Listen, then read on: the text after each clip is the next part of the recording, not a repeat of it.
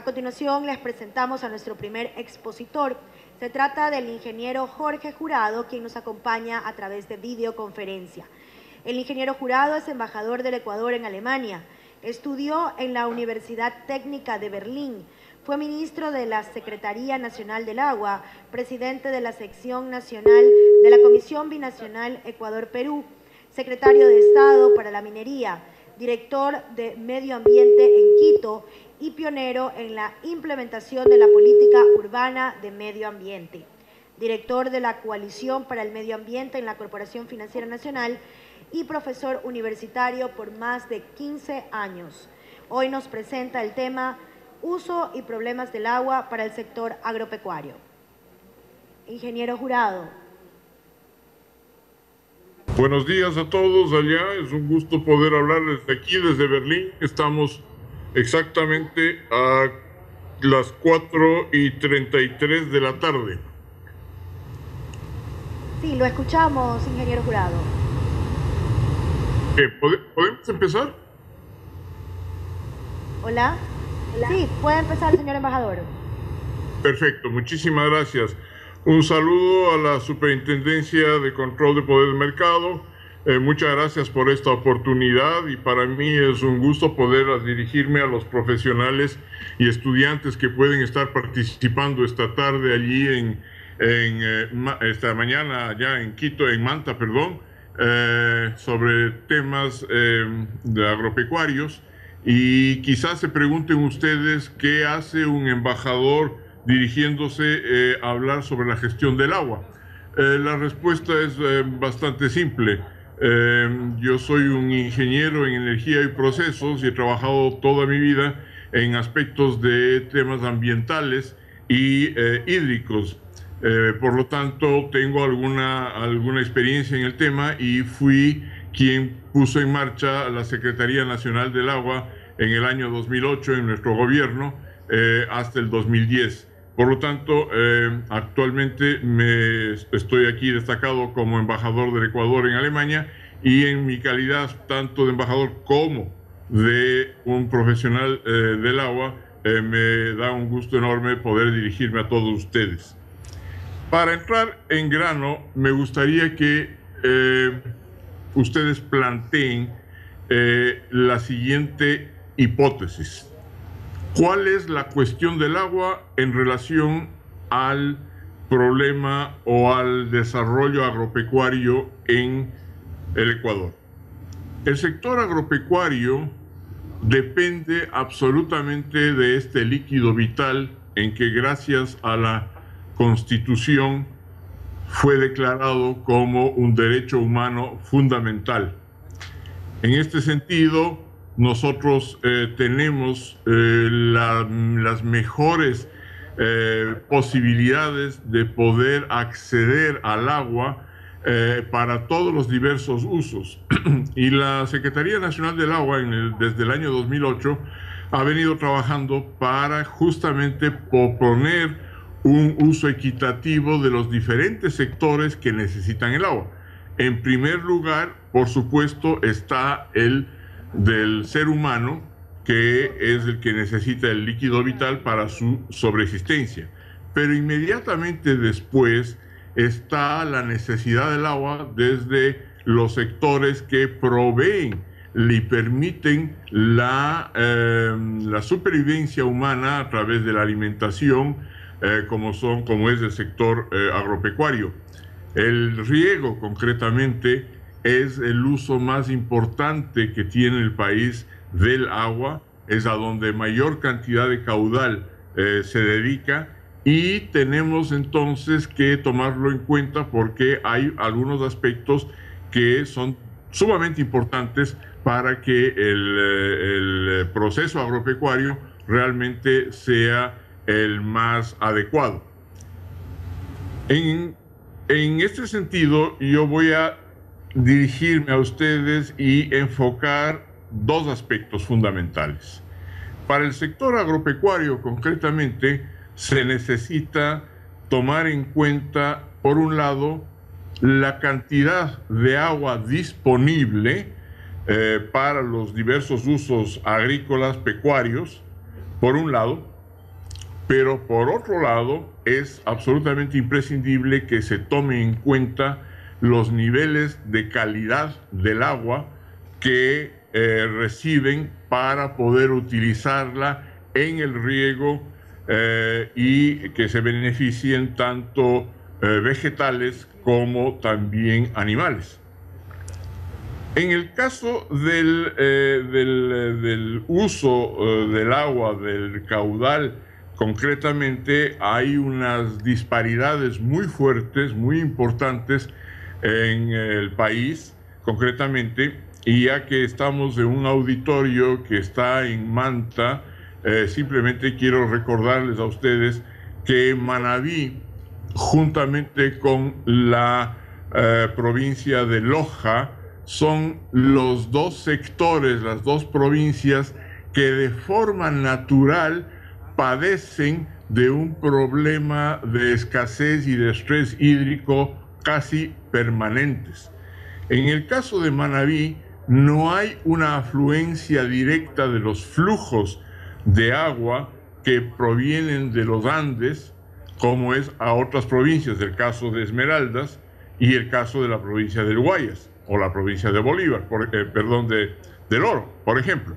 En el caso de Manabí esto no sucede porque hay una pequeña cordillera que delimita la cuenca del Guayas, y esta elevación no puede ser vencida por las corrientes de agua que bajan de los Andes. Por lo tanto, no hay un flujo propio.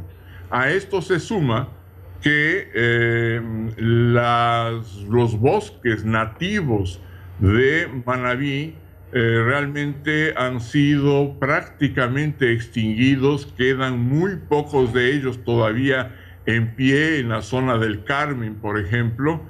Todos los demás han sido talados en aras de un proceso de generación de pastizales, ya que Manabí hoy por hoy, y no solamente desde ahora, sino esto es un proceso que viene dándose desde hace por lo menos 30 años atrás, se ha convertido en una fuente importante de cría de ganado. Entonces, la posibilidad de ganar condensación a través de los bosques está prácticamente perdida en Manabí. Por eso la escasez permanente de agua que soporta el interior de la provincia. Entonces ustedes tienen ahí en su propia tierra, tienen un ejemplo muy claro de las necesidades, de la escasez del agua, de los caudales que deben ser manejados con mucho cuidado, porque no hay muchísimas otras posibilidades. Hay, por supuesto, de una u otra forma, varios reservorios, como La Esperanza, como Poza Honda, pero de estos realmente abastecen especialmente a las poblaciones, algo al sector agrícola también, y ahora se está construyendo, se está por terminar el embalse del proyecto multipropósito Chone, que dará posibilidades de controlar las inundaciones que han afectado permanentemente desde hace décadas a la ciudad de Chone, y también ayudarán a controlar el riego en ciertas partes un poco cercanas a la ciudad. En fin, esto como un ejemplo de los caudales. Voy a proponerles a ustedes 3 casos de estudio que van a ejemplificar lo que les estoy mencionando. El primero, quiero repetir, es el problema del caudal del agua disponible, es decir, la cantidad de agua que tengamos a disposición. Esto es problemático en algunas zonas, repito, Manabí, Loja, pero también existen problemas ya que han sido detectados, se ha calculado el estrés hídrico, concretamente en algunas zonas de nuestros valles interandinos, por ejemplo, la provincia de Cotopaxi, la provincia de Tungurahua, en algunas zonas de la provincia de Chimborazo, hay importante estrés hídrico justamente porque no hay suficientes capacidades para poder captar el agua hoy por hoy, y estas se desvían por los ríos que bajan rápidamente, sea a la Amazonía o sea a la costa. Esto para darles una idea. El otro problema importante que ustedes como profesionales del sector agropecuario deben tomar en cuenta es la calidad del agua. La calidad del agua concretamente es uno de los elementos que va a definir de una manera importante no solamente la posibilidad de que crezcan o no plantas. Si ustedes utilizan aguas altamente contaminadas, y ya voy a darles un par de ejemplos de qué tipo de contaminación, ustedes estarán deteriorando la calidad de los productos que estarían cultivando y de hecho también estarían afectando de forma importante la salud pecuaria de los diferentes animales que son criados, sea de forma estabular o en masificación o naturalmente en las diferentes parcelas agrícolas. Me estoy refiriendo a dos tipos de contaminación. Contaminación de origen químico, concretamente, y ahí quiero mencionar dos tipos, los pesticidas y los herbicidas, y la contaminación biológica y química que proviene especialmente de las ciudades, aguas servidas provenientes de las diversas urbes en el país. Regresando un poco al asunto de los caudales y del uso del agua, el primer caso que yo quiero mencionarles es el del eje bananero, concretamente, la agricultura empresarial que está muy cerca de de donde ustedes están habitando, concretamente en la provincia del Guayas. Desde la provincia de Santo Domingo, de los Áchilas, hasta la provincia del Oro, que es la zona bananera primordial en el país, están cultivadas alrededor de 216.762 hectáreas de banano, que están distribuidas en 6.000 fincas. Por un lado, el agua que demanda el proceso agrícola, agropecuario, en este sector, en esta zona del país, concretamente, requiere alrededor de unos 400 metros cúbicos por segundo de agua. Según datos de la Secretaría Nacional del Agua al 2009, las concesiones totales en la cuenca del Guayas apenas alcanzaban los 145 metros cúbicos por segundo. ¿Qué significa esto? Significa de que quedan alrededor de 250 metros cúbicos por segundo o más que son captados sin el permiso del Estado. Es decir, son, en palabras más coloquiales, son hurtados, son robados directamente al Estado, es decir, a todos, porque no se olviden que el agua nos pertenece a todos. No hay un dueño común al agua, no hay un dueño particular al agua, perdón, es el Estado que nos representa a todos quien es el dueño del agua concretamente. Entonces, alrededor de 250 metros cúbicos no están siendo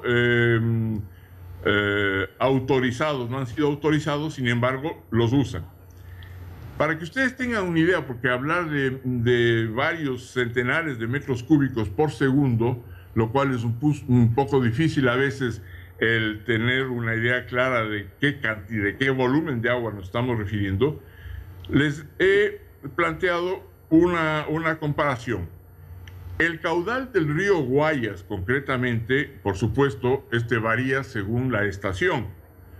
En la época seca del caudal, este caudal promedio en la época seca es de alrededor de 230 metros cúbicos por segundo. Es decir, durante la época seca, casi estaríamos hablando de la misma cantidad de agua que no ha sido concesionada, es decir, que el sector agrícola está utilizándola sin permiso del Estado.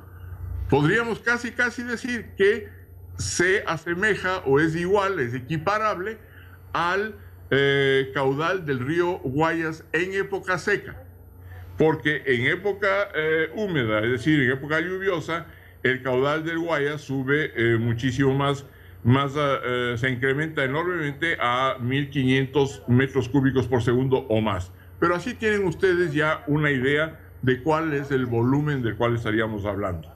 Por lo tanto, las cantidades de agua que realmente se utilizan no han sido concesionadas, se las está hurtando al pueblo ecuatoriano permanentemente, es uno de los problemas de gestión del agua más importantes que tenemos en el país. Si pasamos ahora a los aspectos relacionados a calidad del agua, también en el eje bananero, concretamente, podemos hablar de que existe un control deficitario del uso de plaguicidas y diferentes productos tóxicos, los denominados agrotóxicos. Recuerden ustedes que en varios años, cuando la amenaza de esta plaga, la denominada cigatoca negra, que es una de las plagas que más ha amenazado al banano concretamente, el uso de uno de los plaguicidas, concretamente del fungicida mancozeb, que ha sido clasificado desde entonces como un probable cancerígeno en seres humanos por la Agencia de Protección Ambiental de los Estados Unidos, la EPA, fue prácticamente indiscriminado. Es decir, se utilizó esto sin que hubiesen mayores controles. Un segundo sector, un segundo estudio, quiero mencionarles el hecho que prácticamente destruyó al sector camaronero a comienzos de los años de la década de los 90. ¿Qué pasó entonces? El sector bananero agroindustrial, al aplicar de manera intensiva productos químicos para el control de plagas, la cigatoca negra ya mencionada, produjo una contaminación masiva del agua que salía de las plantaciones, ya una vez estas irrigadas y además fumigadas. Aguas abajo, estas aguas contaminadas entraban a las camaroneras, muy especialmente en aquellas situadas en las orillas del Daule, del Babahoyo y luego del Guayas, ya en pleno Golfo de Guayaquil. El impacto causado por la utilización de aguas contaminadas con este tipo de sustancias por parte de las camaroneras fue tan alto, tan grave, que el sector camaronero prácticamente fue liquidado en ese entonces, y hubo que pasar por lo menos 10 a 12 años para que haya existido una nueva recuperación, de la cual hoy por hoy el país está usufructuando importantemente. El camarón nuevamente se ha rehabilitado, pero luego de una intensa, absolutamente intensa, trabajo de rehabilitación de camaroneros, de investigación de nuevas larvas de camarón, en fin, y por supuesto de tratar de contener la contaminación. Este fue uno de los casos más importantes de conflicto ambiental hídrico, además, entre los dos sectores privados más importantes que tuvo el país en ese momento, el camaronero y el bananero. Finalmente, quiero presentarles un tercer estudio, un tercer caso. Concretamente, había mencionado que el peligro que tienen el uso de aguas contaminadas para la actividad agropecuaria provenientes de las descargas de las ciudades, concretamente, que van a los ríos, y estos ríos altamente contaminados son utilizados luego para las diversas actividades agrícolas. Puedo contarles que en el caso de las ciudades de Cuenca y de Babahoyo, apenas el 0,8% de las ciudades cuentan con un manejo controlado de las aguas servidas, las dos mencionadas concretamente. El resto de las ciudades descargan todavía directamente a los ríos, generando una contaminación biológica y química. Esta situación quizá les cause a ustedes algún nivel de sorpresa, porque se dice que hay más ciudades que están tratando sus aguas.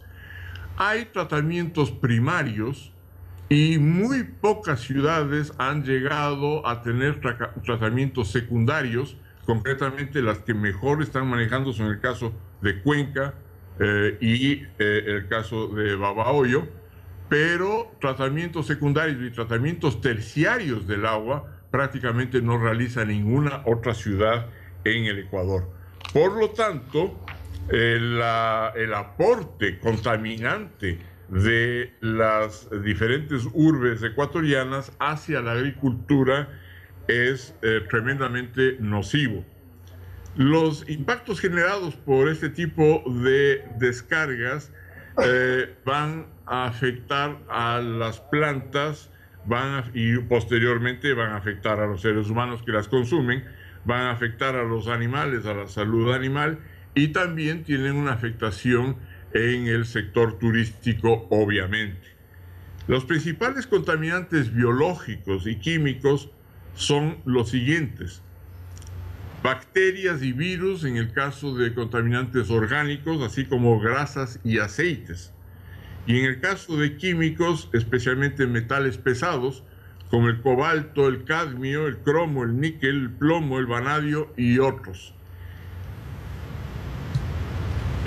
La situación que tiene el sector agropecuario, en este sentido, es una responsabilidad muy importante, muy grave, porque tiene que contribuir a que exista un proceso de trabajo mancomunado con municipios, con otras actividades industriales, pero también al interior del sector agropecuario tiene que haber conciencia del manejo de los elementos, de los insumos químicos que son parte común en la producción agrícola pecuaria concretamente. Entonces, un profesional agropecuario no puede estar bajo ningún punto de vista aparte, o no puede dejar de tomar en cuenta la situación de la calidad del agua principalmente, porque este es un elemento que le va a afectar a su producción, y de hecho afectará en el mediano y largo plazo, en algunos casos inclusive de forma inmediata, cuando tenemos hortalizas, por ejemplo, que han sido irrigadas con aguas hervidas, que están contaminadas con una gran cantidad de protozoarios, de microorganismos, y que son consumidas sin el debido cuidado sanitario directamente por los seres humanos.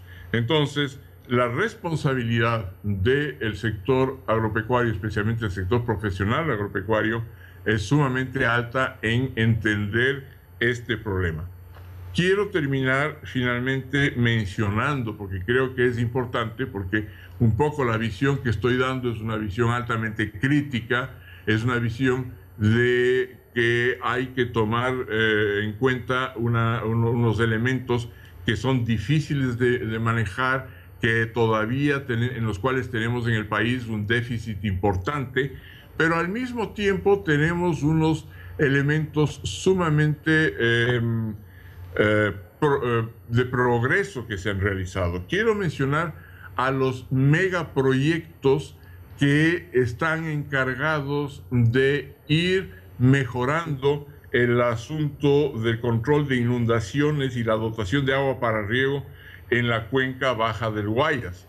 En esto, la Secretaría Nacional del Agua inició este trabajo en el año 2008 y ha sido continuado, y quiero recordarles simplemente por sus nombres, el proyecto Bulubulo Cañar, el trasvase Daule-Vinces, el nuevo proyecto Pedro Carbo, el control de inundaciones de la ciudad de Milagro, control de inundaciones Vinces, Babahoyo, Guayaquil, el trasvase Chongón-San Vicente y el proyecto Pacalori, concretamente, que en los cantones de Vinces, Pueblo Viejo, Baba y Babahoyo.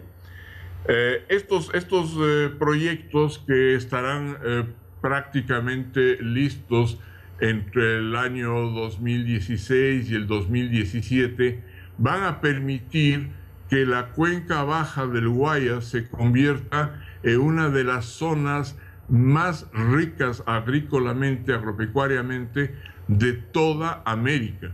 Ustedes deben conocer que la cuenca baja del Guayas es una de los fenómenos geológicos más interesantes que hay desde Alaska hasta Tierra del Fuego, y en algunos sitios se han llegado a medir hasta 20 metros de profundidad de tierra orgánica de la mejor calidad. Hoy, gracias a los proyectos que les acabo de mencionar, prácticamente la totalidad de la cuenca baja del Guayas podrá ser aprovechada agrícolamente, pudiendo dar posibilidades de alimentación a más de 20 millones de personas, únicamente en la cuenca baja del Guayas. Y en el caso de Manabí, quiero reiterarles el proyecto que también fue iniciado por la Secretaría Nacional del Agua, el multipropósito Chone, con el cual se van a poder tener algunas ventajas importantes en el aspecto de control de inundaciones. Con esto creo que he sobrepasado el tiempo que me habían pedido para dirigirme a ustedes. Este es simplemente una charla que aspiro que les sirva a ustedes para entrar a analizar y a pensar sobre una problemática que generalmente no se la toma en cuenta desde otros sectores, en este caso el sector agropecuario. Es una problemática de carácter general, de carácter provincial y de carácter nacional. Y solamente la posibilidad de tener políticas y de tener ya estrategias definidas que vayan colaborando entre, por ejemplo, municipios, entre el sector privado, agrícola, agropecuario, para que pueda hacer un manejo adecuado de los caudales y de la calidad del agua, permitirá que a futuro realmente podamos gozar de unos productos de óptima calidad que puedan dar seguridad alimentaria a la soberanía alimentaria del país que está establecida en la Constitución. Les agradezco mucho, nuevamente agradezco al Congreso y a la Secretaría a la Superintendencia de Control de Poder de Mercado por esta oportunidad, y con esto me despido.